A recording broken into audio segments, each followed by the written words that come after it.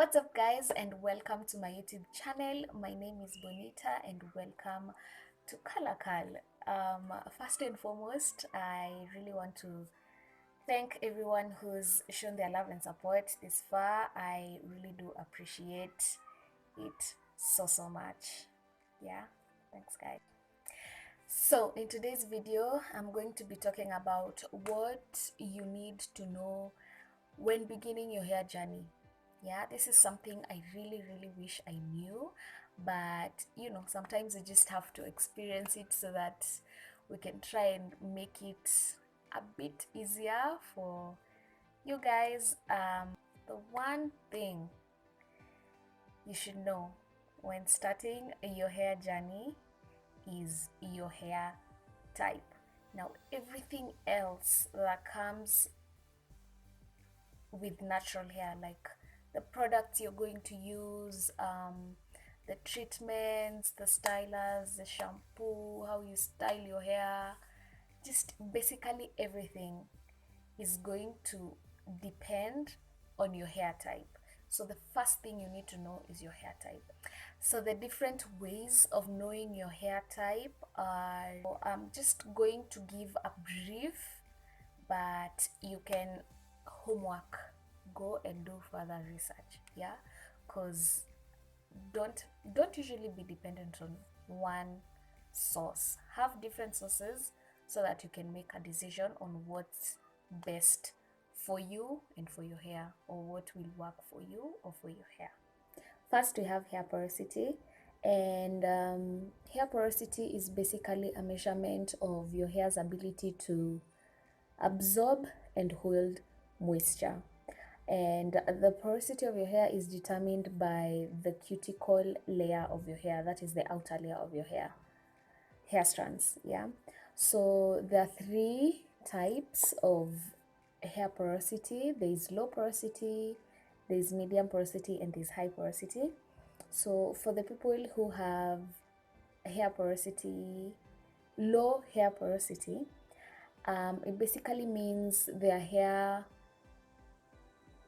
doesn't really absorb moisture fast. Like, it's difficult for moisture to get inside the cuticle as well as for it to get out. Yeah, so once the moisture is in, it will last a longer time than probably someone who has high porosity hair, because it will be held for a long time. The cuticles are usually tightly bound, so it's hard for it to escape, as well as it's hard for it to get in the hair. So we have medium. Okay, before medium, we have high porosity hair. So high porosity hair, the cuticles of the hair usually have gaps and holes, so it's easy for moisture to get in and to get out. Yeah, so for medium porosity hair, it's in between the low and the high. Yeah, so they can absorb moisture and lose moisture, but it has an average time to it. So for people with like high porosity hair, once they have the moisture inside the once moisture is absorbed inside their hair, they should immediately seal it with something like shea butter, probably heavy oils, shea butter, castor oil, avocado oil. When it comes to porosity, always check a tutorial that has someone with a similar hair porosity, so that you can't use products of someone with high porosity hair and yourself, your hair is low porosity. Yeah, the products won't work. Most likely the products won't work, so keep an eye on that. And there are very different tests you can take to determine your hair porosity. The famous one is usually the water test. You just take a strand of your hair and then you put it in water. If it floats, it's low porosity. If it's at the middle, it's medium, and if it sinks, it's high porosity. Second, we have hair density. Hair density is a measure of how much hair you have on your head. As simple as that. Yeah. So it also has three categories: there's high, there's low, and there's medium. So for those with low density hair, it means you can easily see your scalp. Medium density hair, you can see your scalp but not too much of it, and high density hair, you can't see your scalp completely. Like, the density of your hair is a lot, like uko na nywele mingi basically. That is basically what it means. Yeah, uko na nywele mingi kwa kichwa. Like for me, I don't have a lot of hair on my head, so I'm probably a medium to low density. So density basically impacts the volume and the shape of your hair as a whole, and affects the kind of products you're going to use and the kind of style you're going to use. So you can't have low density hair and use heavy products, because that's going to weigh your hair down, and the style probably you are going for, if you're going for a fuller look, it won't really be the case. It won't be the outcome, because your hair will be weighed down, so it will just, hang. I don't know if you're understanding me. I hope mnanielewa. It's just going to hang, it's going to be weighed down. Yeah. So let's, for low density hair, I would recommend using lighter products, and for high density hair, you use heavy products, because it can contain it. Yeah, it won't weigh it down. So third is hair textures, and for hair textures, there are three basic textures. There is fine texture, there's medium texture, and there's thick texture, which are also called coarse. You can find someone who says their hair is fine coarse, or thick coarse, or medium. Yeah.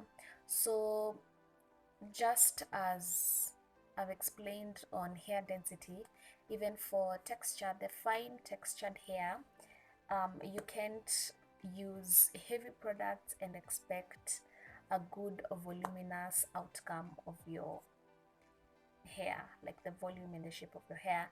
It will definitely, the heavy product will definitely wear your hair down, because it's finely coarse.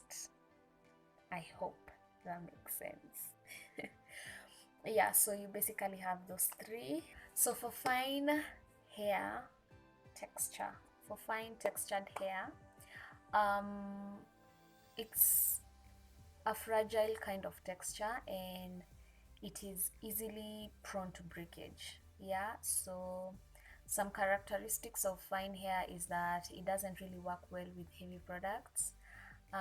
Volume is usually hard to attain when you have fine hair, because it tends to lay flat on your head.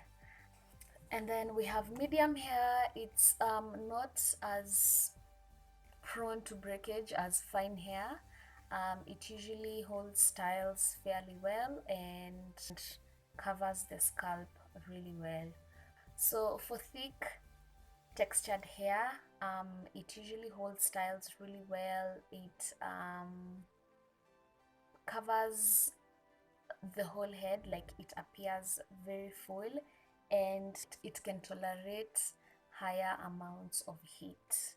So finally, we have the curl pattern, which is famous for hair type. Yeah.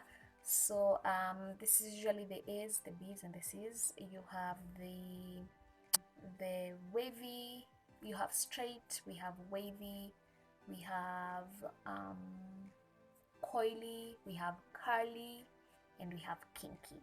Yeah. So for the curl pattern, we usually tend to have people can actually have different curl patterns on their head. You can have a certain curl pattern at the bottom of your head and a different curl pattern on top of your head. So how to determine your curl pattern? You just basically soak your hair with water. Like when your hair is soaking wet, that's when you can identify your curl pattern. There are usually lots of pictures everywhere on the internet, in Pinterest, with the how different skull patterns should look like. The 4C is usually very kinky and coily. There's 4B, there's 4A, there's 3C, 3B, 3A. You get the trend, yeah? So how to know your curl pattern or your curl shape? Just soak your hair in water and just compare it with the different pictures that you'll definitely find on the internet.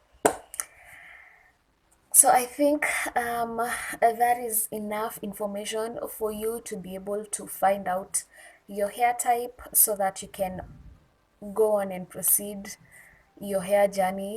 Yeah, so you can even like I said before, once you know your hair type, it's going to be very easy for you to pick the products that may work for you. And also, depending on your hair type, look for tutorials with people with a similar hair type as yours, and all will be well. It's going to be smooth. I wish you all the best in your hair journeys as you begin them, as you continue with your hair journeys, like I'm doing. Let me just point out my hair type just before I put out any tutorials with hair products. I have, when it comes to porosity, I have medium porosity. Density, I have medium to low density. My hair is, I can say my hair is mostly fine. It's fine cost, and I have different curl patterns. Yeah. At the top of my head, my curl pattern is usually very loose, and at the nape of my head, my curl pattern is usually very, very tight. So that was it for today's video. Thank you so much. I hope you liked it, and I hope it was as informative as you probably hoped it would be. And I will see you in my next video. Bye.